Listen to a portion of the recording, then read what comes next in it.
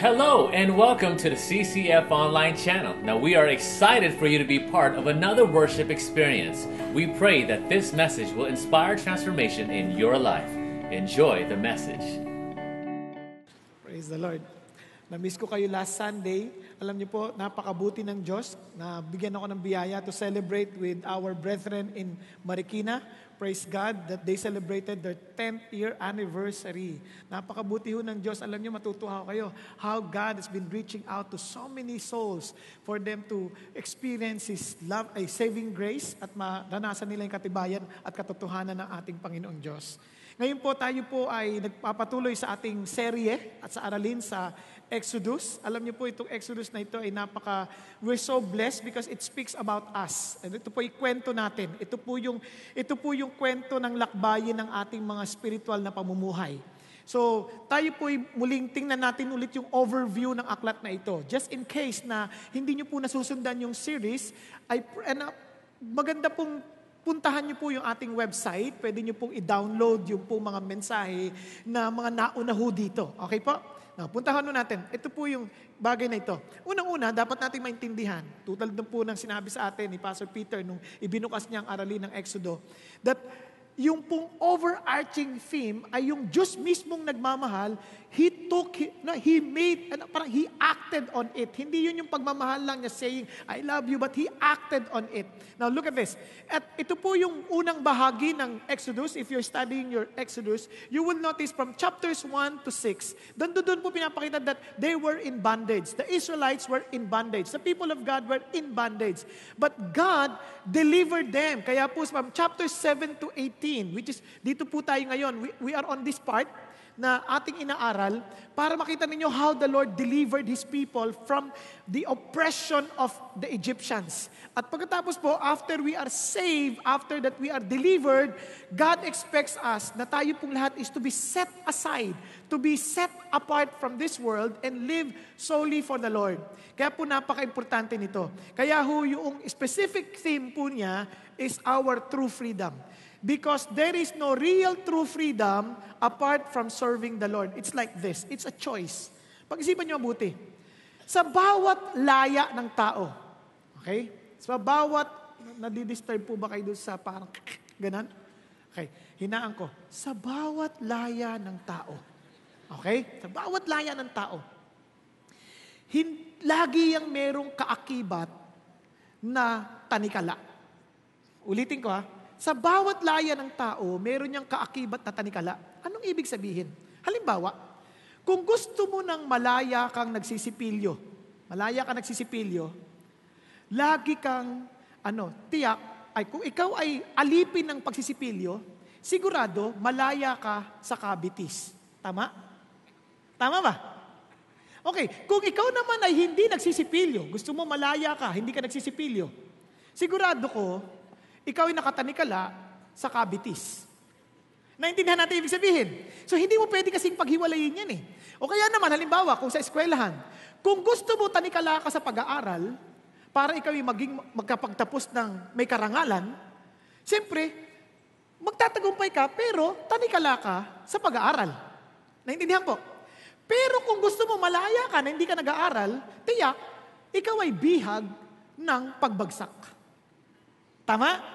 Hindi mo pwedeng paghiwalayan yan. Kaya, kung pag tayo'y malaya na sa daigdig na ito, pag malaya na tayo sa daigdig na ito, ibig sabihin, kung ayaw mo matanikala rito, kailangan magpasakop ka sa Diyos. There is no true freedom apart from being a servant of God. Kaya sabi ng Bible, let my people go that they may serve me. There is no such thing as absolute freedom. Kasi walang ganon. It does not exist. Naintindihan po? It does not exist. Now, ito po ang ating pong aaralin. Kung naalala ninyo, last Sunday, diniinan sa atin ni Pastor Ricky that when God saves us, we are to serve Him. Tama? Hindi, kasi kung gusto niya na tayong iligtas lang ganon, yan, iligtas tayo. Okay, you accepted Jesus Christ, you're saved. Di dapat, patayin ka na kanya kagad. Tama? But the mere fact that you are still alive, there is a reason for that. God wants you to serve Him. Now, tuloy tayo. Kaya ngayong hapon na ito, ang ating pag-uusapan is that when you serve God, serve Him with delight. Alam niyo, pag nagsisilbi ka sa Diyos, dapat may sigla, may saya. Naintindihan po, yung gustong-gusto mong gawin. Kaya tingnan ninyo sa batayan ng Biblia, itong sinasabi niya. Sa Deuteronomy 28, itong kabanata na ito'y kabanata tungkol sa pagpapala at sumpa. Na kapag sumunod ka sa Diyos, pagpapalain ka. Pag hindi ka sumunod sa Diyos, dadaanan ka sumpa. Yun ang sinasabi doon. And yung mga panahon na sinulat ito, they were about to enter the promised land.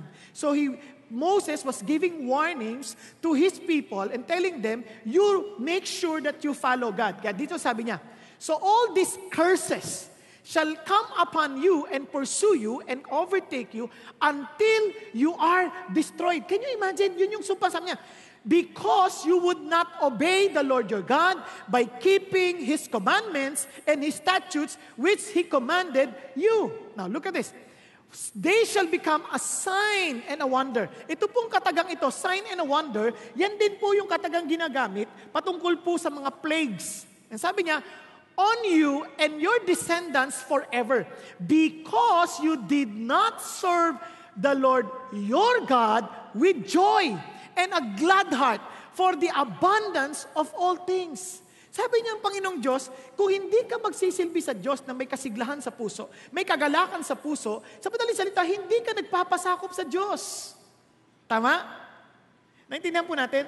Lalong-lalo na tayo mga mananampalataya, tandaan ninyo that we were saved from the curse of the law and we have no reason not to serve God with delight. Yun ang dahilan kung bakit sabi ni Paul sa Romans chapter 12, therefore I urge you. Pansinin niyo po, it is not automatic. Hindi po automatic na, niligtas na ako ni Lord, magsisilbi ako ng may kasiglahan. Hindi ho. There are some people that they do not understand the salvation that they receive from God. Kaya Paul had to remind them.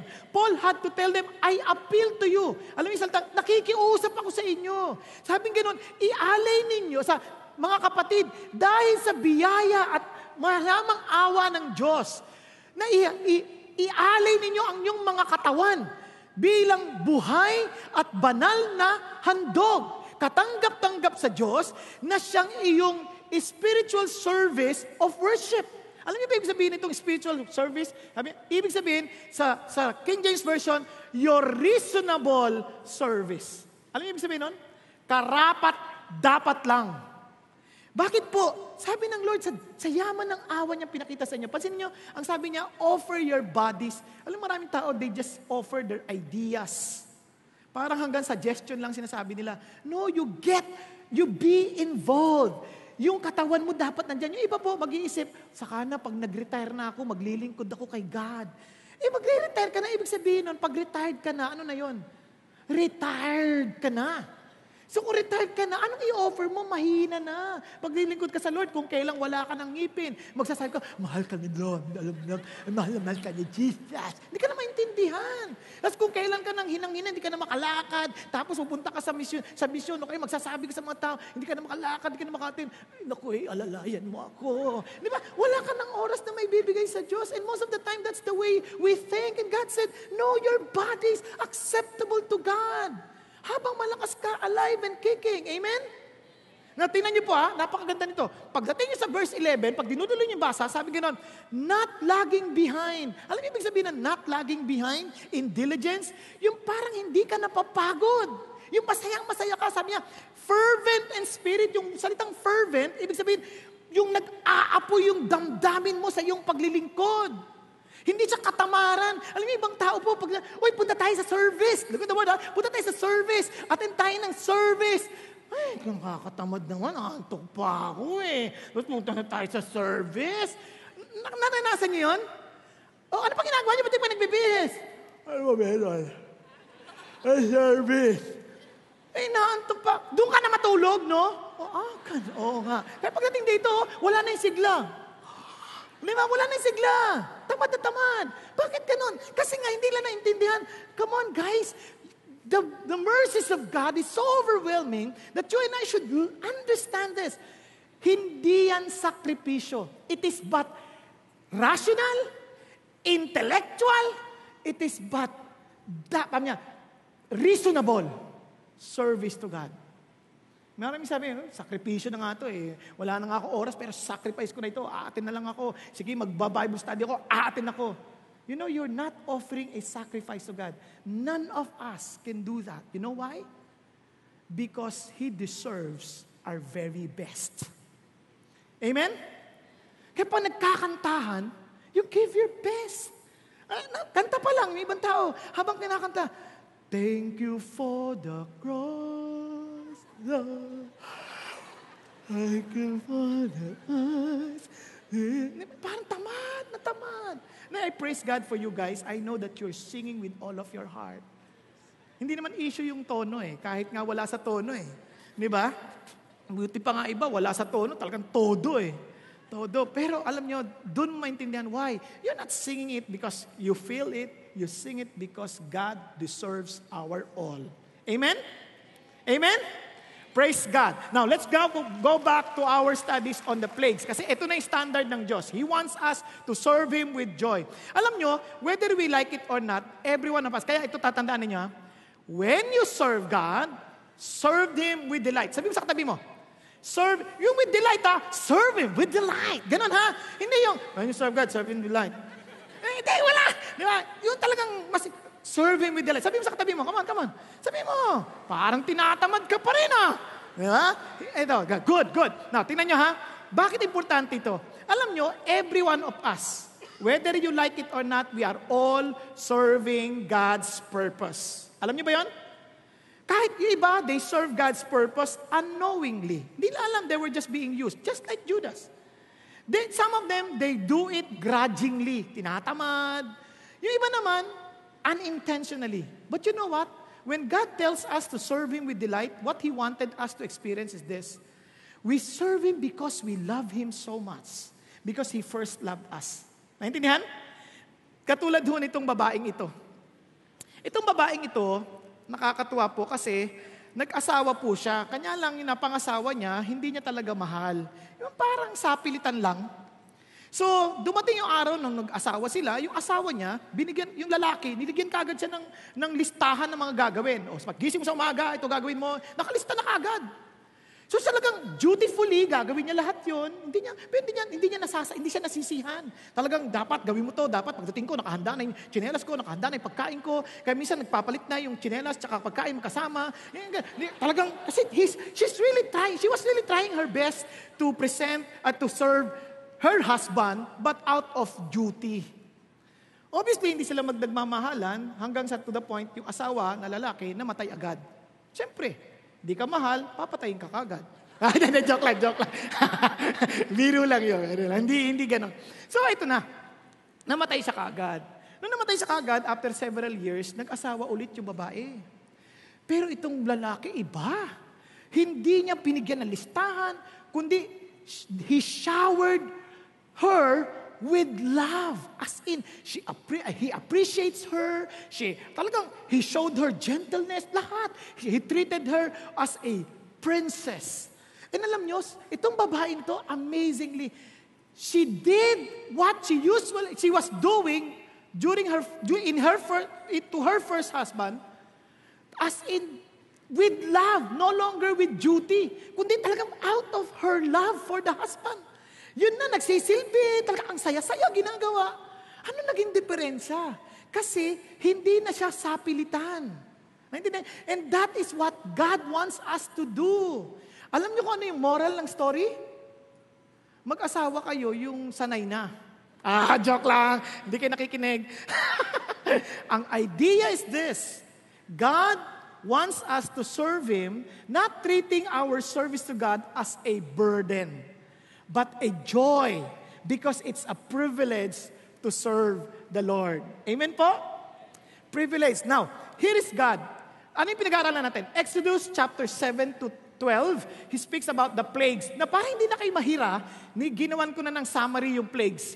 There were 10 plagues. Okay? Plagues. Yung una, yung Nile River became blood. So ginaya rin yan ng mga servant ni Pharaoh. Ngayon yung frogs. Yung frogs naman, God sent frogs to their, as in entering sa mga kwarto, sa mga lutuan, andun lahat yung frogs. Ginaya din yan ng mga alagad ni Pharaoh, kaya gumawa rin sila ng frogs. No? Pero hindi lang mawala, kaya bapaka-inferior ng alang ginagawa. Yung nuts, hindi natin sigurado, pwedeng kuto yan, o kaya ito ay parang dogfly, yung parang, yung surot, o kaya yung ganyan. Kaya ang dami niyan. So, yun ang kanilang, kaya ginawa din ng mga alagad ni Pharaoh, but they could not do it. In fact, sabi niya, this is really the finger of God. Now, nagkaroon ng flies. At pagdating ng chapter 9, yun ang ating tinututukan ngayon, yung livestock naman. At pagkatapos yung boil, isipin nyo yung pigsa all over the bodies. Ba, hindi yung biro. Masakit yun. Sino nakapigsa na rito? Yung hindi pa, try nyo. Sobrang sakit. Na hindi nakakatuwa. Mahirap umupo pag dito ka tinamaan. And kung imagine, buong katawan mo meron, hindi yun nakakatuwa. Then hail, as in, ng yelo. At pagkatapos yung locust, na talaga sinira yung kanilang pananim, at pagkatapos yung kadiliman, at yung firstborn. Ito po yung mga plagues na ito. And tanong ko lang, bakit itong 10 plagues? Ba't kailangan pang 10? Kung ang idea ng Diyos ay para lang palayain yung mga Israelita, pwede sanang ginawa ni Moises ganito. Kinausap si Pharaoh. Pharaoh, palayain mo na yung tao ng Diyos.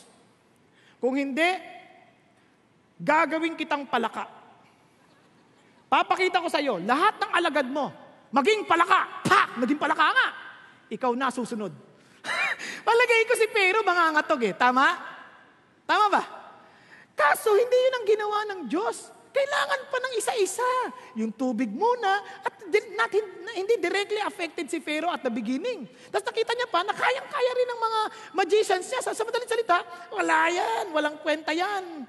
Kaya tatanong sa Diyos, bakit ganito pa, Lord? Bakit hindi mo na lang binigla para natauhan agad si Pharaoh?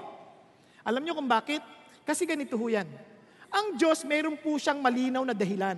Basahin po natin. Sabi niya, titigasan ko ang puso ni Pharaoh. At sabi niya, at pararamihin kong lahat ng mga tanda at mga kamanghamanghang bagay sa lupain ng Egypt. Paparamihin ko. Bakit? Pag tinigasan ni Pharaoh at hindi siya nakinig sa inyo, sabi niya, ilalatag ko ang aking mga kamay. I will lay my hand on Egypt and bring out my host, my people, the sons of Israel, from the land of Egypt by great judgments. Now, tuloy tayo. The Egyptians shall know that I am the Lord when I stretch out my hand. Pag inunat ko na yung aking kamay sa Egypt, sabi niya, and bring out the sons of Israel from their midst. Diyan sa mga talatang yan, may 3 bagay gustong gawin ng Diyos. Ano? Una, to deliver Israel. Pangalawa, to judge the Egyptians. At pangatlo, to make God known. Bakit importante ito? Unang-una, to deliver Israel. Tingnan niyo sabi ng Panginoon. Then the Lord said to Moses, now you shall see what I will do to Pharaoh, for under compulsion, pipilitin ko siya. He will let them go, and under compulsion, He will drive them out of His land. Mapepwersa siya na palayain ang mga Israelita. Why? Why was God saying this to Moses? Dapat yung maintindihan na ang kwento nito, kwento natin. Itong mga Israelita, para na rin silang mga patay. Hindi sila makakadesisyon, makakagawa ng bagay ng kanilang pansarili. They were all doing works that Pharaoh will tell them. Kasi si Pharaoh para siya yung Diyos ng mundo at that time. Kaya sabi niya, wala kayong magagawa without Pharaoh's approval, without Pharaoh's instruction. Ibig sabihin, they were just like dead people. Wala silang ka-choice sa buhay. Nagkakaintindihan po? Alam niyo po bang ganyan din tayo? Kaya sabi ng Bible, look at this. And you were dead in your trespasses and sin. Mga patay tayo. Wala tayong unless somebody who is really powerful, we can never be delivered. Naintindihan niyo po? Wala tayong ka-choice. Everything that we do, parang kung anong sabihin ng mundo, sunod lang tayo. Tingnan niyo sabi, this is the description of the death. Sabi ganon, in which you for me will walk according to the course of this world. Can you imagine? Kaya wala tayong ka-choice. Anong sabihin ng mundo? Sama tayo. Yun ang dahilan kung bakit marami sa atin, we are getting worried about so many things in life that are not really necessary. But because the world tells us that we need it, even if we can survive without it, wala tayong choice. Sabi ng mundo eh. Nasusundan ninyo? Sample lang ko kayo para maintindihan nyo mabuti. Ito, narinig ng iba sa inyo ito pero kukwento ko ulit. Nung ako po'y nasa elementary at ako'y gagraduate na, sabi ko sa tatay ko, Tay, bilan nyo na po ako ng pantalon. Kasi ang uniforme namin sa elementary, short lang. At hindi basta walking short, short t-shirt. Kasi noong mga panahon na yun, para alam nyo kung kailan ako pinanganak, yung mga panahon nila Francis Arnaiz, at malagay ko hindi rin alam ng iba sa inyo, ang short noon, maikli. Okay? Yun ang aming short. Ngayon, sabi ko sa tatay ko, Tay, patahian nyo na akong pantalon. Sabi ng tatay ko, anak, wala tayong pera. Mag-short ka lang. Ah! Siyempre, tayo naman, may balahibo na yung pa ako. Tsaka siyempre, ang uniforme namin sa high school, pantalon na. Noong mga panahon na yon, yun na yung mga huling taon nang uso yung bell-bottom. Alam mo yung bell-bottom? Elephant pants. Hindi nakikita yung sapatos. Matataas ang sapatos, pero hindi kita, parang winawalis ang daan. Kaya malinis ang daan noon eh. Diba? Kasi yung lapad noon, ang lapad. Diba? So ito na. So sabi ng tatay ko, ay wala tayong pera. Gusto mo, palitan mo yung pantalon ko. Palitan mo. Dali mo sa ankle mo, dali sa ankle mo sa stre. So sabi ko, yung pantalon ng tatay, ibang klase. Hindi siya straight cut eh. Baston. Alam niyo yung baston? Maluwag dito sa taas, tapos tulis dito sa baba. Kailangan nakadiretso ka, sutsut mo, walang sapatos, diretso. Para sumot. Naintindihan ninyo? Ngayon, siyempre, pinalitan. Nakakatawa tatay, pagkasuot sa akin, pagsukat sa akin, wow, ang ganda, bagay sa'yo. Siyempre, kabata ka, bagay sa akin. Kakainis naman to. Kitang-kita sapatos. Sa sobrang tuwa ng tatay ko, kinuha niya sapatos niya, Adidas Mats, kulay orange. Naku po, sabi ko, ano yan? Naku, orange yan ang sutin mo. Isipin mo, doon ka sa eskwelahan. Papasok ka. Parang ikaw yung sikat na sikat. Parang lahat nakatingin sa'yo ganyan. Alien na alien ang dating mo. Tapos, plug ceremony, bayang. Lahat nakatingin sa'yo, parang lumipat yung plug sa paa. Isipin nyo yan. Yan ang death. Ang sakit-sakit.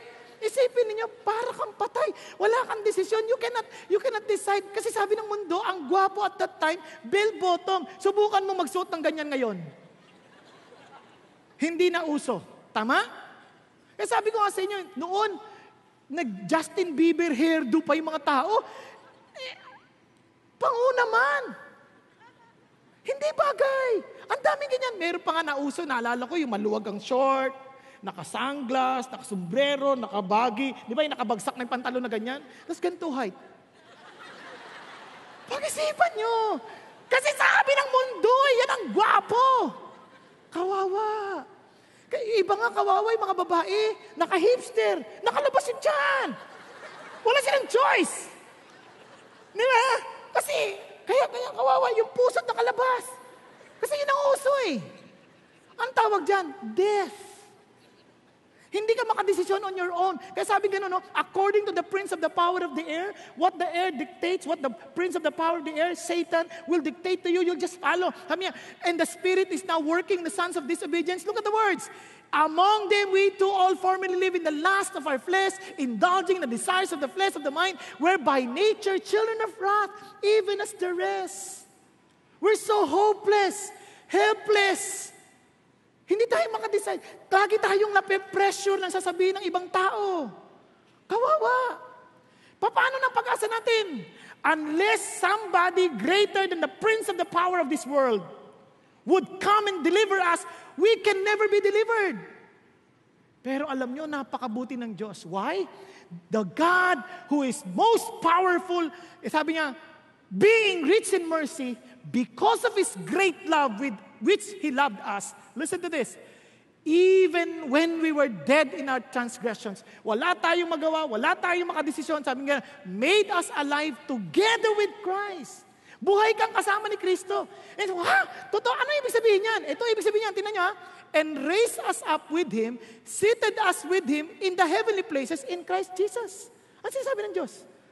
Mas mataas ka na sa kalalagayan ng mundo. You are seated in the heavenlies with Jesus. That's your position. Kaya the world can never tell you anymore what you should do. You should not be pressured by what the passion will tell you na dapat yung gawin. No. You are free. We are free to serve God with gladness. Amen po?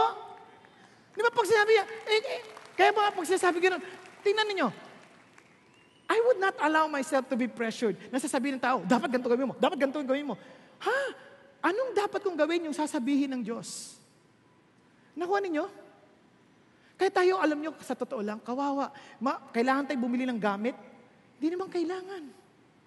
Dahil sabi ng mundo, sale, 50%. Kaya bili ka naman. Buwan-buwan yan, sale yan. Pangalan na nga, sale eh. Kasi nga, akala ng tao, hindi mo kailangan, kung kailan mo kailangan yan, ibibigay sa iyo ng Diyos yan. Hindi mo kailangan magpatali sa sinasabi ng mundong ito. Nakuha natin? Naintindihan? Yung iba, kailangan ko ito, hindi mo kailangan. Kahit mga bata, kawawa, at the very early age, kahit mga classmate nila, since everybody is doing it, sama sila. Sabi ng classmate, wala ka bang boyfriend? Wala ka bang girlfriend? Kawawa ka naman. Ilang taon ka na ba? 18. Dapat may boyfriend ka na. So ikaw naman, kawawa naman ako, wala akong boyfriend. Siguro pangit ako. Hindi, no? Pangit na pangit. Hindi, joke lang. No, hindi ka pangit. Sa totoo lang, kung sino pa yung pangit, yung mga may boyfriend. Bakit? Kasi sila na humahatak. Uy, boyfriend kita. Ikaw, pagka ikaw ay matinong babae, hindi ka basta ligawin. Tama? Hindi ka basta ligawin yung mga mabababa, madaling ligawan. Pero yung mga matino, nag-iisip, hindi. Oy, 18 pa lang, nag-aaral pa ako, wala pa akong panahon sa mga bagay na yan. So, kakabahan yung lalaki. Ay, patay. Di ba? Bakit? Kasi meron akong patunguhan. Hindi ako sakop ng mundong ito. Ay, baliw ata ito ah. Oo, tama. Para kang baliw kay Kristo. Pero tama ang tinatahak mo sa buhay. Naintindihan natin? Hindi kayo, dali ka ng sinabi lang na ang ganda-ganda mo. Text lang yon, no? Hindi ka pa niya nakikita. Maraming tao ganyan eh. Inuuto sa text. Alam, kawawa talaga. Ito yung mundo natin. Sobrang kawawa. Aping-api. Bakit? Kasi sila ay mga patay. But Jesus Christ, look at us. This is the reason why we serve God with delight. Why? Because God saved us from that death. We are alive in Jesus. Amen? Kaya sabi ng Bible, when you serve God, serve Him with delight. Serve Him with delight. Now, let's continue. Ang sabi niya, so, let's continue. When Pharaoh does not listen to you, then I will lay my hands on Egypt and bring out my host, my people, the son of Israel, from the land of Egypt by great judgment. You see, whether you like it or not, God is a judge. He is a righteous judge. Sabi kasi nila, imposible ang Diyos na mapagmahal, hindi yan maghuhusga. Hindi yan magkokonde ng tao. Imposible magparusa ang Diyos. Kasi mabait siya, mapagmahal siya. I cannot reconcile that. You know what? God is not really gracious and loving if He does not judge. Nagkakaintindihan? Kung hindi siya galit sa kasalanan, kung hindi siya galit sa mga maling bagay, hindi mo maintindihan ang pagmamahal. Kasi tingnan nyo, halimbawa yung anak nyo sinisira, ganyan nilalapa ng aso. Nilalapa ng aso. At sabi mo, mapagmahal ako. Kinakain ng aso yung anak mo nilalapa. Sabi mo sa aso, hoy aso, wag naman. Huwag mo siyang lapain. Sabi ng aso, wag kang magalit. Mapagmahal akong tao. Kalokohan yun. Kapag ikaw ay talaga mapagmahal, kita mo nilalapa na, gagawin mo lahat para kakagatin mo rin asa. Joke. Pero ang punto ko ganito, kung talaga ikaw matuwid na tao, sasapakin mo yung aso. Tama? Nagkakaintindihan tayo? Ang Diyos, ganun din. Isipin mo kung nilalapa na ng drugs yung anak mo. Nilalapa na ng paglalasing. Tiyak ako magagalit ka. Hindi dapat yan. You have to do something to help him be delivered from that vice. Same thing with God. He had to judge the sinners. He had to judge the sin because it destroys His people. He's a God. He's a loving God. Kaya whether you like it or not, He's a great judge. Kaya nga po, yung plague is a judgment. Hindi pa nangyayari, 400 years before, kinausap na ng Diyos si Abraham, telling him this. Sabi niya, but I will also judge the nation whom they will serve. And afterward, they will come out with many possessions. Ano sinasabi niya? Dahil ako'y sabi niya, itong mga tao na to, pag inapi sila, sasabihin ko sa'yo, palalayain ko sila at huhusgahan ko, yun ang aapi sa kanila. Alam niyo, bawat isa sa atin, meron tayong pagkakataon na ginagamit tayo ng Diyos para ituwid ang ibang tao. Kung ikaw ay magulang, binigyan ka ng karapatan para sa iyong mga anak. Tama? Kung ikaw ay boss sa kumpanya, binigyan ka ng karapatan para sa iyong mga tao sa kumpanya. Kung ikaw ay, kunyari sa eskwelahan, ikaw ay mayroong posisyon, binigyan ka ng pagkakataon para tulungan din ang ibang tao. But never to mistreat them, never to oppress them, never to, kasi ayaw ng Diyos yun. Kunyari, kung magulang ka at parang ginugulangan mo yung anak mo, hindi mabuti yun. Tama? Same thing with the boss. Kung yung boss ka, nang gugulang ka kaya hindi mabuti. Kaya sabi ng Diyos, ito, if you feel that you are being mistreated in any way, don't ever forget this. God loves you so much, He sees your condition, He hears your cry, and He will defend you. Nakakaintindihan po? Kaya tingnan niyo po sa James. Ang ganda-ganda. Sabi niya, behold the pay of the laborers who mowed your fields and which has been withheld by you cries out against you. And the outcry of those who did the harvesting has reached the ears of the Lord of the Sabaoth. Can you imagine? Naririnig ng Diyos yung iyak. Kung siya ninyo, Lord, naapin lang ako, hindi ako binabayaran tama. Iyak mo sa Diyos, hindi mo kailangan makipag-violente, makipaglaban para sabihin, kailangan namin to, makiiba ka. Hindi mo kailangan gawin yun. You bring the matter to God because God hears your prayer. Amen? Now, kung ikaw naman yun ang aapi, let me tell you this. Magbago ka ng kurso, mali yan. You repent before God because God will surely forgive you because Jesus Christ has already paid your dues. But don't stay there. Why? Because God doesn't like that. Kaya sabi ng Bible, in everything therefore, treat people the same way you want them to treat you, for this is the law and the prophets. Paano mo daw tatratuhin ang kapwa mo? Kung paano mo gustong matrato. Halimbawa, kung sa halimbawa kayo po nasa lugar ko ngayon, nagsasalta kayo sa taas, gusto niyo bang natutulugan kayo? Hindi, wala naman natutulog sa inyo. Nakikita ko lang. Naku niyo yung sabihin, you see, kahit pag nasa elevator ka, how do you want to be treated? When you eat, how do you want to be treated? When you are a child, how do you want to be? In other words, you put yourself in their shoes, then you will understand. Before you decide on anything, you put yourself in their place, then you will understand. Naintindihan po natin? And that God, kaya sabi ng Lord, huhusgahan ko ang anybody who mistreats somebody else because God wants us to respect each other. Now, let's continue. Tingnan nyo ha. For I will go through, this is the judgment of God. I will go through the land of Egypt on that night and will strike down all the firstborn in the land of Egypt, both man and beast, and against all the gods of Egypt, I will execute judgment. I am the Lord. Can you imagine? Yung mga gods na ito yung mga inaasahan ng mga Egyptians. Ito yung inaasahan nila magbibigay swerte sa kanila, magbibigay ng pagpapala sa kanila, magbibigay sa kanila ng buhay. Sabi ng Lord, I will judge those gods. Bakit ginawa ng Diyos? Tingnan nyo ha, ang galing ng Diyos. Pag binalikan nyo ulit yung pong mga plague, kunyari, Nile, turned to blood. Alam nyo bang inatake ng Diyos ang Diyos na happy? O ang tawag ni Apis, the bull god of Nile. Si Isis, goddess of Nile. Si Kunam, ram god, guardian of Nile.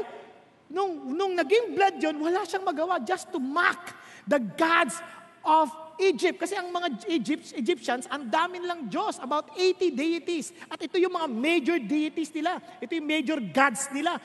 Inatake ng Lord yun. Yung frogs, si Heget, goddess of birth, as in frog head. Kaya may frog head yung alin na yun. Pansin nyo, si Heget. Kasi, para paalala lang, yan, wala ring magagawa yan. Ngayon, ito po si Nut, Set, God of the desert. Parang, wala rin, sinira din ng Diyos. Now, look at this. Yung pong flies, yung yung sun god, at si Watchit, ang itsura niyan parang fly o parang beetle. Kaya ito, binira din ng Diyos. Yung livestock, binira din ng Diyos. Yung si Hathor, yung goddess with cow head, Apis, the bull god, binira ng Diyos. Yung pong boils, yung Sekhmet, goddess of over disease, Suno, pestilence god. Grabe, wala. Kaya sabi gano'n, not sky goddess, Osiris, god of crops, fertility, Set, god of storms, binira ng Diyos. Kaya lahat ng mga ito, pinapakita ng Diyos, wala silang magagawa. Napansin niyo? Ano sinasabi ng Diyos? Yung mga inaasahan mo, maaring tanggalin sa iyo. Kasi wala naman silang magagawa. God wants to tell the world, these gods that you're serving, they are useless. They are nothing. Alam niyo ba, tayo rin minsan, napaka-idolatrous natin. Minsan, tubig. Minsan, ang dami-dami natin mga swerte-swerte. Meron pa ako narinig, pag yung bahay mo tumbok, malas yan. Ano ka ba? Mas malas ang walang bahay. Naku, ano ibig sabihin? Yung iba pa kung ano-ano nilalagay sa negosyo para inaasahan nila, pagka ginawa ito, magiging mapalad sila. Alam nyo, kahit mga pastor, kahit kami mga pastor, minsan, we are being placed as part of the superstitious belief. Oh, bago na mag-start ng business, kailangan i-bless mo muna. Pag binless mo, at least mabe-bless yung business. No! Hindi yung pastor na nagbe-bless. Si God. Your relationship with God will bless you, not the pastor. Naintindihan niyo ibig sabihin? Hindi yung bahay. Kung yung bahay mo, binless ng pastor, pero away ka ng away sa loob. Asan ang blessing doon?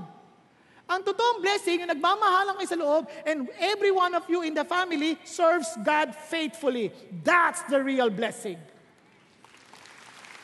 Kaya ang sakit ng maraming tao, ganyan, maglalagay sa negosyo. Alam nyo, ang dami ko nang dinedicate na negosyo, nagsara na. Why? Because my prayer has nothing to do with what they are doing in business. Wala akong inalaman. Kahit pinag-pray ko yan, pagpalain nyo to, puro tamad. Ano nangyari? Wala rin. Kaya yun yung mga Diyos-Diyosan nyo. Iba pa nga, pag New Year, tumatalon pang ganyan, tumatalon. Para tumangkad. Ano ka ba? 411 pa rin siya hanggang ngayon. Kasi wala doon sa pagtalon. Pag lahi mo na. Naintindihan niyo sabihin? Kasi yung iba ko ano-anong ginagawa, kailangan gawin ko ito para Guys, what the Lord is telling us, you follow me and I'll take care of the rest. I am the only God. I will judge these idols because these idols are destroying you. Nawawala yung tama mong katinuan. Yung iba pa, sabi ko, naalala ko, mag-e-exam. Meron siyang bubble gum nilalagay sa kanyang medyas.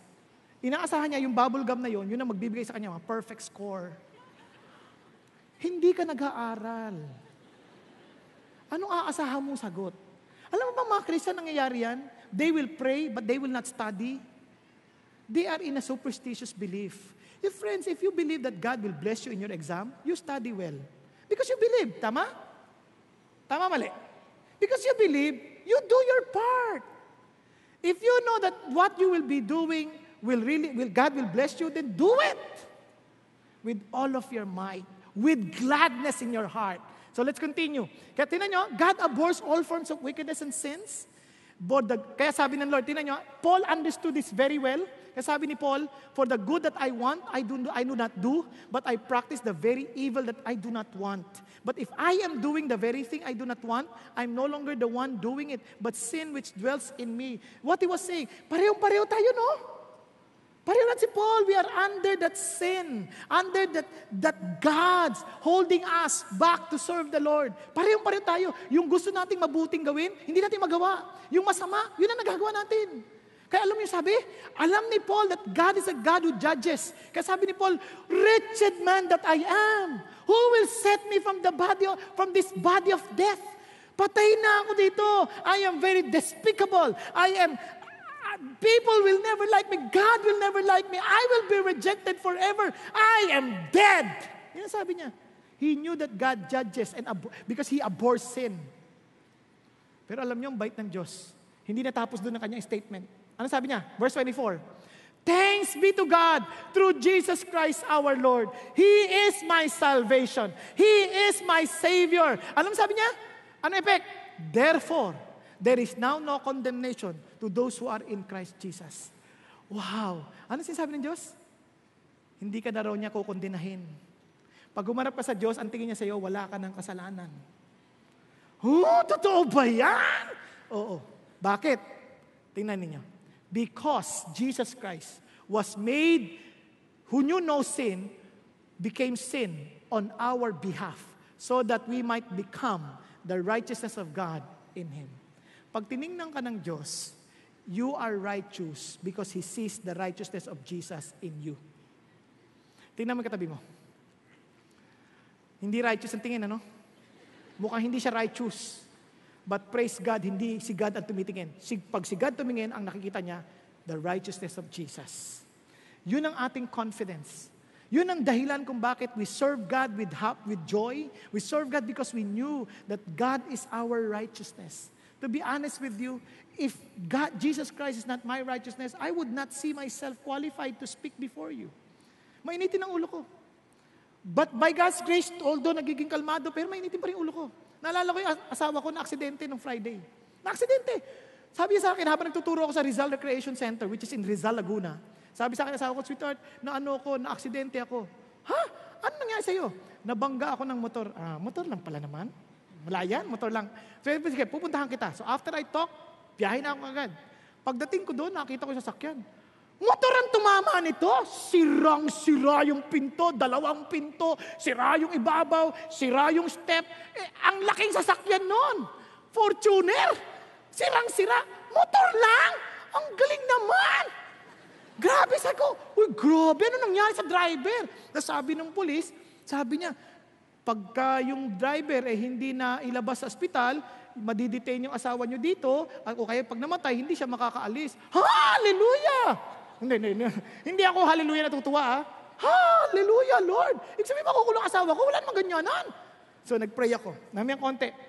Sabi ko sa asawa ko, pagka mabait yung driver at nag-umami namang siya may kasalanan, tulungan na lang din natin.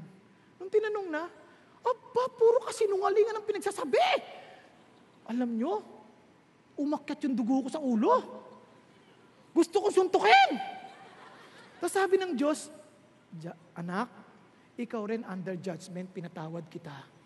Patawarin mo siya, kaya tumigil ako, kinagat ko yung labi ko, kagat-kagat ko. Ganyan ako. Yan, nakasingaw, sakit Kasi tiniis ko talaga, sabi ko, Lord, tulungan mo ako dito, hindi ko na kaya. Sabi ng Lord, sige na. Sabi ko, sige, anong gusto mong gawin? Dimandahan daw. Dimandahan! Sabi ko, grabe, pero doon ko naintindihan na masamang tao ako. And sabi ko, Lord, thank you that my qualification before you is not my own righteousness, but the righteousness of Jesus. Amen? Alam nyo, kung righteousness natin, impyerno tayong pare-parehas. But because of the righteousness of Jesus, palagay hindi nyo mape-perfect. But because of the righteousness of Jesus, it's perfect before the eyes of God. Kaya nga, we will serve the Lord with gladness. Why? For if we are beside ourselves, ibig sabihin ng, if we are beside ourselves, sabi nga Pastor Ricky, it was an expression before, na pag sinabi mong if we are beside ourselves, sabi wala na tayo sa katinuan. It is for God. If we are of sound mind, it is for you.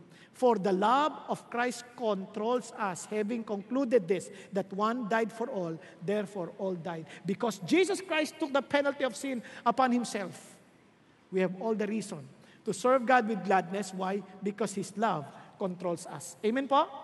He is our motivation. His love is our motivation. Kaya when you serve God, serve Him with delight. Pakisabi sa katabi mo, serve Him with delight. Now, lastly, sabi ng Bible, the Egyptians shall know that I am the Lord when I stretch out my hand on Egypt and bring out the sons of Israel from their midst. Ang sabi ng Lord, I will stretch out my hand that they may know that I am the Lord. Kaya pansin niyo po, pag ito ang ating panawagan sa Diyos, to know Him. That's our first call, to know God. Because without knowing God, we will never understand eternal life. Now look at this. Sabi na, tingnan niyo ulit ito ang mga plagues na ito. Why are these plagues here? Why? What's the point? Bakit ginawa yan ng Diyos? Nababalikan natin, sabi ng Lord, for this time I will send all my plagues on you and your servants and your people so that you may know that there is no one like God in all the earth. In all the earth. He is incomparable.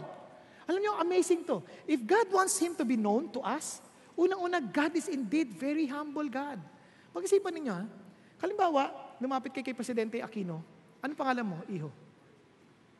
Mar. Okay, si Mar. Lumapit kay Presidente Aquino. Mahal na presidente, gusto ko po makipagkilala sa inyo, gusto ko tayong maging kaibigan. Palagay nyo, makakalapit siya? Baka papalapit pa lang, harangin siya ng PSG. Tama? Pero pag ang Pangulo lumapit sa kanya, Hi Mar, hi, what's your name?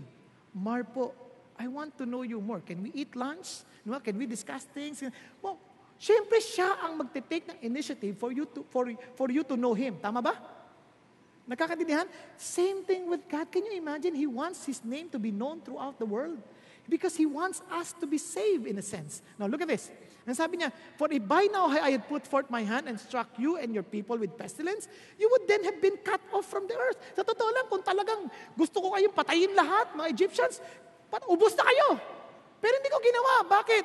But indeed for this reason I have allowed you to remain, in order to show my power and in order to proclaim my name through all the earth. Because I want the whole world to know that there is a God who cares for them. There is a God who loves them. There is a God who is willing to sacrifice Himself for them.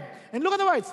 Then the Lord said to Moses, Go to Pharaoh, for I have hardened his heart and the heart of his servant, that I may perform the signs of mine among them. Bakit? That they may know that I am the Lord. Pag-isipan nyo, how did God manifest Himself? Through these plagues. Watch. Sabi niya, tingnan nyo ha, the blood. The first plague which eliminated the drinkable water, ubus yung mga maiinom na tubig, God established that He rules over the water. Frogs. During the plagues of frogs, pinasok nila lahat ng mga lutuan, pati yung mga higaan, pinasok nila para sabihin ng Diyos na siya ang Diyos who is in control of all physical man-made creation. Yung nuts, accomplished by striking the dirt or dust, just to tell us that God rules over the dust of the land. Insects or flies, just to remind us that God demonstrated His control of all creeping and flying insects and demonstrated that God rules over all the animals of the land. Pestilence. By spreading disease among the animals, it became known that God is in control of all the air we breathe. Can you imagine? Pati yung hangin na inanap, siya may control. The boils all over the Egyptian bodies. Sinasabi ng Diyos, ako rin ang may hawak ng lahat ng buhay ng tao at ng hayop at ako rin ang magpapagaling sa kanila kung kinakailangan. Naintindihan niyo po? Ano pang ginagawa ng Diyos? Hail. Para paunawa sa atin. Dahil yung hail po, ano po yan? Pag-ulan ng yelo. At yan po'y pagpapahayag na lahat ng elements of fire hawak ng Diyos. Locust, lahat ng taniman hawak ng Diyos. Yung pong darkness, lahat ng bagay ng kalawakan, hawak ng Diyos. At kahuli-hulian, the death of the firstborn. Ano sinasabi ng Diyos? That He rules the spiritual world. He rules everything that you do not see. That holds your life. That is our God. Kung ganyang kapangyarihan ng Diyos sa atin, anong ibig sabihin niyan sa atin? Pag-isipan ninyo. Ibig sabihin niyan ganito, kung siyang kakampi mo, wala nang makapananaig sa iyo. Kontrolado niya lahat eh.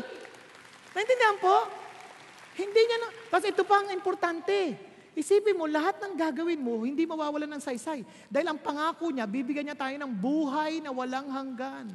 Alam niyo po ba yun? At yung buhay na walang hanggan na yan, hindi basta-basta nawawala yan. Sasample lang ko kayo sandali, ha? Okay, ito na lang. Imagine niyo na ito yung eye drops tayo. Ito ang sabi ng Panginoon. My sheep hear my voice, and I know them. And they know me. I give, what? Eternal life. Hindi sabi, I will give. I give. Ibig sabihin, present. Ngayon pa lang, I give eternal life to them. Then, sabi niya, they will never perish, and no one will snatch them out of my hand. Oh, walang makakaagaw sa kamay niya. Ang liit lang natin eh, kumpara sa Diyos, tama? And sabi niya, itong amazing. Sabi niya, my Father, the God that showed in Egypt, that brought the plagues, my Father who has given them to me is greater than all. No one can snatch them out of my Father's hand. Sige nga, paano ka tatakas? Hello? I and the Father are one. Siyang nakahawak sa atin. Hindi tayo humahawak sa tatay. Si God. Hindi tayo ang humahawak sa Kanya. Siyang may hawak sa atin. Kaya alam niyo ang ibig sabihin nun? Yung mga bagay na ginagawa mo sa lupa, hindi mawawalan ng saysay. Because God has promised you eternal life. Gusto niyo maintindihan to? Isipin niyo po, kung kayo po ay batang-bata pala nagpursige, nag-asawa kayo, tapos ang yaman niyo at the age of 40, ang bahay ninyo ay 5,000 square meters floor area. At ang lupain ninyo ay 1 hectare. Yung tinitirikan ng bahay mo. At andun lahat nakaparada mga kotse mo, BMW, meron kang Mercedes-Benz, meron kang Audi, kompleto as in, you name it, you have it. At namatay ka at the age of 42. At yung asawa mo, pinakasalan yung driver mo. Parang what? Tapos sasabihin ng driver, ang ganda ng iniwan ni sir. Naku, parang gusto mo mabuhay magmuli. Anong punto? Kapatid, it's not about your prosperity here on earth. Ang punto ng Diyos, your work will not be wasted because you have eternal life. Nagkakaintindihan tayo? Yun yung blessing natin. Can you imagine? And that is what God is promising us. Kaya I praise God that He is our God. And at His command, everything will follow. At His command. So if you will just listen to what God is saying, I don't care what the people are saying. What I care is what God says. Pag sinabi ng Diyos, sundin mo. Because whatever He says, everything follows. Amen po? He is God. Kaya po, anong sinasabi ng Diyos? When you serve God, serve Him with delight. Serve Him with delight. Now, you have a choice. Anong choice mo? Mamili ka. How you will respond to God. Pwede kang sumunod sa mga advice ni Pharaoh. Ang advice ni Pharaoh una, okay, serve him, but go sacrifice to your God within the land. Walang pagbabago, just serve the Lord, no transformation of life. Hindi ganun ang gusto ng Diyos. Hindi pa pwede yun. Kapag naglingkod ka sa Diyos with delight, imposibleng hindi magbago ang buhay mo. Bakit? Kasi makikinig ka sa Kanya instruction eh. So magbabagong buhay mo, imposibleng hindi. Kasabi ng Bible, tingnan ninyo, do not be conformed to the world, but be transformed by the renewing of your mind. Bakit? So that you may prove the will of God is that which is good, acceptable, and perfect. You want to understand the will of God? You follow His direction, then you will understand, wow, this is really perfect. Tama? Hello? Ano sabi ni Pharaoh? Ang sunod na advice ni Pharaoh, serve him in a compromising heart. Ano yung sabihin? Okay. Mamaya, I will let you go that you may sacrifice to the Lord in the wilderness. Only, you shall not go very far. Ibig sabihin, pwede kang bumalik. Malapit lang eh. At that time, pwede pumayag na si Moses, pero hindi pumayag si God. Hindi pa tapos. Kaya anong gusto niyang mangyari? Sabi niya, hindi pa pwede yan. Bakit? Kasi, pagka lumagtagsingkod ka sa Diyos, wala nang balikan. Yung sinuka mo, wag mo nang kainin ulit. Nakakita na kayo ng aso, pag sumuka, kinukuha niya ulit, kinakain niya ulit. Anong pakiramdam nyo? Nakakadiri. Ganon din ang sinasabi niya, pag sinuka mo na, huwag mo nang balikan. Kaya sabi ng Diyos din nyo, but we are not of those who shrink back to destruction, but of those who have faith to preserving of the soul. Ang sunod naman advice si Pharaoh, o sige, mga lalaki lang. Huwag maglingkod kayo, pero lalaki lang. Ang sinasabi niya? Sabi niya, tinan nyo, the men among you serve the Lord, for that is what you desire. So they were driven out from Pharaoh's presence. Sige na, yung mga lalaki lang. Ano sinasabi niya? Huwag niyong ipapamana sa mga anak niyo, ha? Huwag niyong ipapamana sa asawa ninyo. Di ba narinig niyo na yan? Pag yung mga anak ko, pababayaan ko yan, hanggang paglaki nila, mag-decide sila kung susunod sila sa Diyos o hindi. Ano ka ba? Hindi mo ba naintindihan to? Their eternity is at stake. Hindi pumayag si God dyan.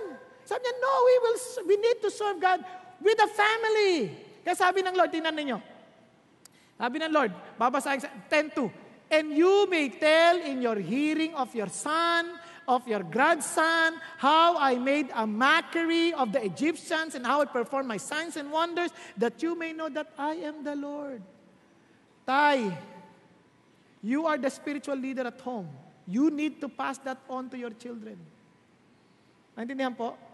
Kaya sabi ko sa mga anak ko kahapon, let's fast. As I preach tomorrow, let's fast. Because I want them to understand that our trust is in the Lord, not in our own strengths. And sabi sa kanila, pag kayo may problema, you tell us all to fast with you, to pray and fast with you. Kasi minsan yung problema naman, iiyak, hindi nagpe-pray. Hello, kung kayang mo umiyak, iiyak mo na lang kay God. Tama? Andiyan pa kayo?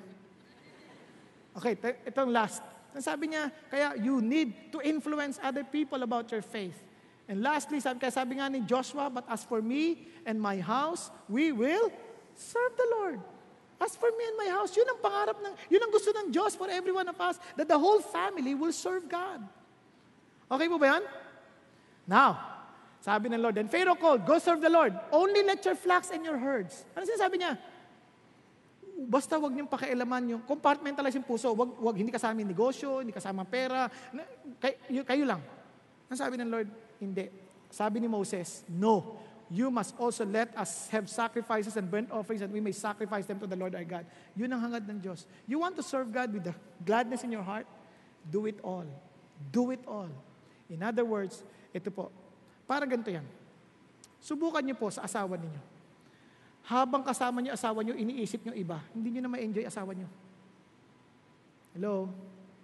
Guys, hindi kayo masisiyahan sa buhay niyo mag-asawa hanggat may iniisip kayong iba. You have to be todo. Tama? Sa trabaho. Hanggat iniisip mo magtrabaho sa iba kaysa doon sa trabaho kinakalagyan mo ngayon, hindi mo ma-enjoy yung trabaho mo. Pero pag todo ka na dyan, nako, enjoy na enjoy mo yan. Tama? Itong bansang ito, magrereklamo tayo left and right hanggat iniisip mong manirahan sa ibang bansa. But if you're thinking of staying here, you will do everything humanly possible to fix the problem and you will try to be a contribution to this nation. Hello? Kaya itong bansang ito hindi maayos because if you ask every Filipino, most of them, they would rather go abroad than stay here. Hindi sila nakatodo. Itodo mo. Kung hindi mag-iisip ka pa paano ayusin. Hello? Pakisabi sa katabi mo, serve God with delight. So friends, itong challenge, we need to come to a point in our lives that we will tell the Lord, Lord, todo ako sa inyo. Whom have I in heaven but you? Besides you, I desire nothing on earth. Gusto ko pong tawagin ang ating pong kapatid to give us a testimony of his life. Nakakatuwa po, despite his condition, despite his blindness, he serves the Lord with gladness. At alam niyo kung bakit? Because he experienced the forgiving grace of God. Kaya po, ito po si Alan Belieca. At alam niyo po, yung pong kasama niyang naghahatid sa kanya, yan po si Don Abrenica. Siya po yung kanyang discipler. Siya po yung tumutulong sa kanya to guide him sa kanya pong spiritual journey. Kaya praise God for these people. Palakpan po natin sila para sa Panginoon.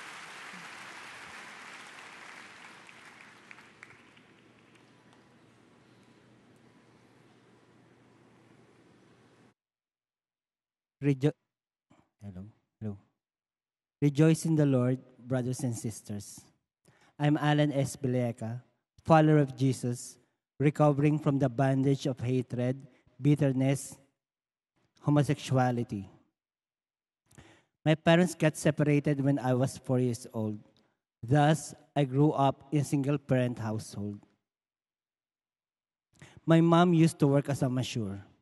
Since she is working most of the time, my aunt looks after me.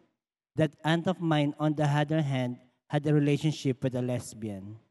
Growing up with that environment, I thought that kind of relationship was normal. At an early age of 6, I recall attraction to boys.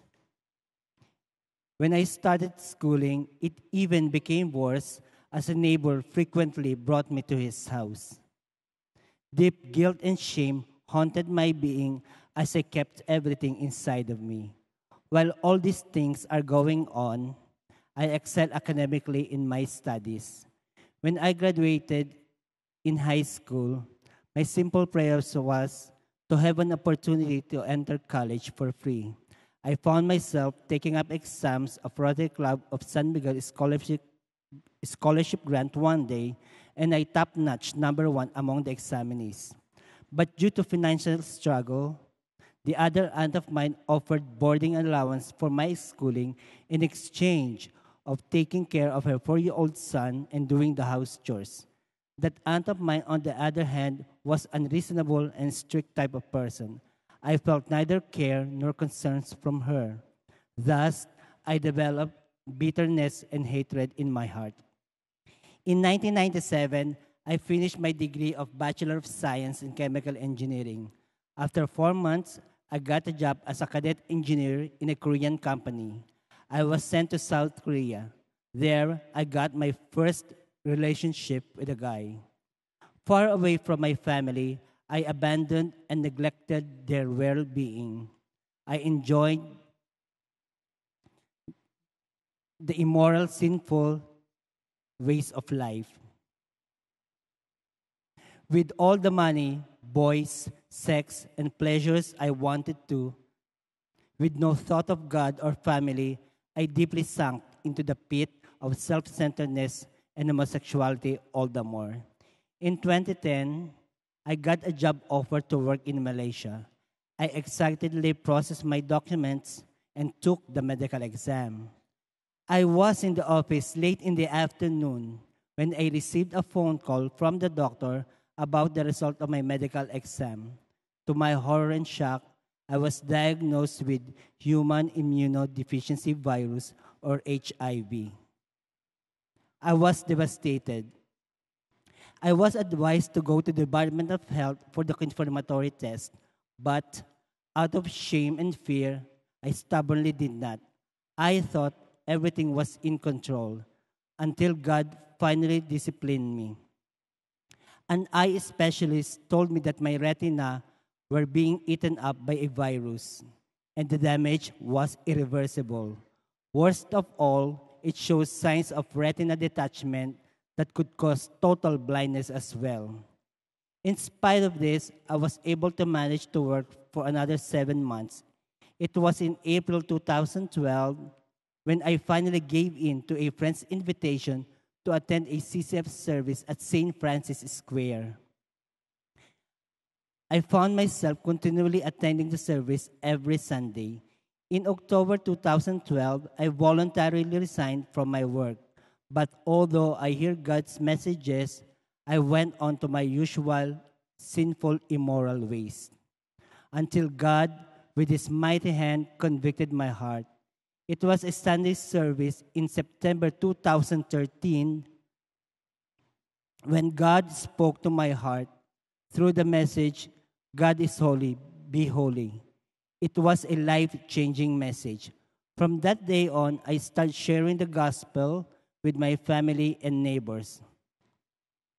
Something has changed from the inside out. I started sharing out the gospel by giving out CCF Chronicles in the bus after the worship service on our way home.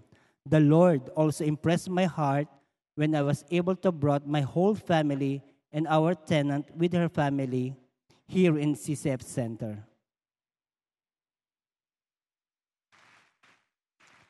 In February 2014, our tenant, who became a good friend of mine, eventually joined a Sunday D group. God, punchline is, we ended up in a couples D group. I heard about Glorious Hope through a testimony.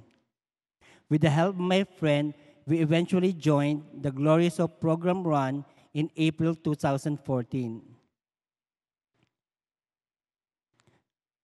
The lessons on Glorious Hope made me realize of how important to humbly admit my powerlessness over my immoral behavior and not to deny my sinful ways. It became real to me of how important to put God first in my life and not to rely on my own self-effort. The lesson on confess showed me that asking forgiveness is not about the persons I offended, but rather freeing myself from the bondage of bitterness and hatred. The lessons on priority taught me to value my quiet time with Jesus above everything else. Few weeks later, I also joined another D group, especially designed for those who have homosexuality issues and struggles. In August of 2014, through much prayer and by the grace of God, the retina surgery of my right eye was accomplished, and the left eye will be scheduled next. Currently, there is no major improvement on my vision, but I know God is my healer. Another great blessing came is that all my blood test result shows that my C4 immune system has been improved. Finally, in spite of being visually impaired, I am now serving God with gladness as a volunteer worker in Glorious Hope Ministry.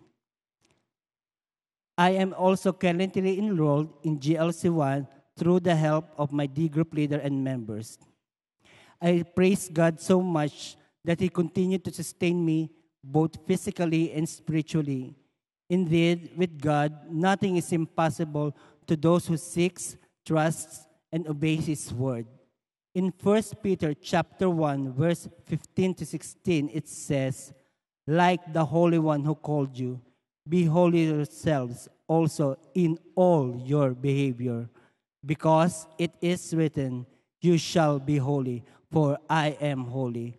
All glory, honor, and praise to our God Almighty. Hallelujah, church. Praise God. Praise God. Thank you, Lord. Thank you, Jesus. Alam niyo po mga kapatid, wala pong imposible sa Diyos. Amen po? At ito nakakatuwa, when He came to know the Lord, pansin niyo po, namimigay yun kahit sa bus. Di ba? Bakit? There was delight in His heart to serve Jesus. Amen? Friends, just imagine this. God, our God is a God who judges. Our God is a God who is powerful and there's none like Him in all the earth. And He is your God. Kaya pag-isipan ninyo. That's the very reason why we serve Him with delight. Tayo pong lahat ay yumuko. Tayo lang po sandali. Pakipag-usap tayo sa Panginoon Diyos. Tayo po manalangin. Father God, unang sa lahat, nagpapasalamat kami for Alan. Thank you for his life. I pray, Father God, to protect him. I pray, Father God, to continually use him for your glory and honor. Thank you, Lord, and I pray to heal him, Father God, physically. Lord, thank you also for Don. Thank you, Lord, for using him and for his, Lord, availability to assist Alan in his spiritual journey. I pray, Lord, to really also bless him with your bountiful blessings. Thank you, Jesus. Thank you, Lord. Thank you, God, that you have great, Lord, rewards for them, Father God, that you have stored for eternity. Thank you, Jesus. And habang kaming lahat, Panginoon Diyos, nakayuko before you, Lord, you know all of us. Wala po kami may tatago sa inyo. Father God, I thank you that you know our condition. Alam niyo po yung aming tinatayuan. Alam niyo po ang aming kalalagayan sa buhay. Father God, kung kami lang po'y magiging tapat at iba sa amin dito, kung tayo kakaunayin ninyo, inaamin namin, Panginoon Diyos, sa kailangan namin kayo, kailangan namin mapalaya, kailangan namin ng kaligtasan, kailangan namin, Panginoon Diyos, na maunawaan na kayo po ang aming katwiran na katanggap-tanggap lamang sa inyo. Kahit Panginoon Diyos, hinihingi po namin sa bawat isa narito, sa bawat pamilyang aming nirepresent, dalangin namin na bawat sa kami sa amin, isa sa amin, maging pamilya kaming sasamba sa inyo. At maging mga kaibigan at barka-barkada kaming sasamba sa inyo. Tulungan niyo kami, Panginoon Diyos, na maunawaan na ang aming tunay na paglilingkod na may galak ay paglilingkod, Panginoon Diyos, na makaka-impluwensya sa ibang tao sapagkat kami higit na mataas sa kalalagayan ng mundong ito dahil kayo ang aming katabi, kayo po ay aming kasama sa kalangitan. Ngayon pa lamang aming Panginoon, we understand that our position is we are above this world, O God. That we are to influence this world that they may experience your saving grace. At Panginoon Diyos, hinihingi ko rin po na sa bawat sa amin na hindi pa nakakaranas ng iyong kaligtasan, may you speak to their hearts right now. May you cause them, Father God, to be courageous enough to stand and to really ask, Father God, for some of our friends here para, Panginoon, malaman at maintindihan nila kung anong ibig sabihin ng kapatawaran ninyo, ng inyong, Panginoon, pagmamahal, ng iyong kaligtasan. Salamat po aming Panginoon Diyos. Thank you, Jesus. Lord, thank you for your faithfulness. At para sa bawat sa atin dito, if God is speaking to you, just come forward to talk to for our pastors who will be standing here in front. May mga pastor tayong tatayo sa harapan, mga prayer leaders. Lumapit po kayo. You may ask them on how to accept and receive Jesus in your life, that He may transform you. At kung meron naman kayong mga prayer requests, lapitin kayo, that they will pray with you. Thank you, Lord. Father God, as we go, I pray for your protection. I pray for your blessing. to each and every one of us and to every family we represent. In Jesus' name we pray. Amen and amen. God bless you. There are many CCF satellites throughout the Philippines and even in other parts of the world. Now, to check if there is a CCF satellite near you, please come to our location and time page on our website. And we also want to help you jumpstart your spiritual journey by inviting you to be part of a small group. If there is a CCF satellite near you, you can just drop by there or sign up personally. But if you'd rather sign up online, then visit our Join a D group page. If there is no satellite where you are, you can even still be part of a small group via Skype through a unique program that CCF calls Skype Worship. Pretty cool, right? Well, we hope you had a blessed time with us. We'll see you again next week. God bless you all. You are not a God created by human hands. You are not a God dependent on any mortal man. You are not a God in need of anything we can get by your plan. That's just the way it is. You are God alone from before time began, and you are on your throne, and you are God alone. And right now, in the good times and bad, and you are on your throne, and you are God alone. Unchangeable, unshakable, unstoppable, and that's what you are. That's Jesus. Unchangeable, unshakable, unstoppable, and that's what you are. Thank you, Lord Jesus. Praise Him. God bless everyone.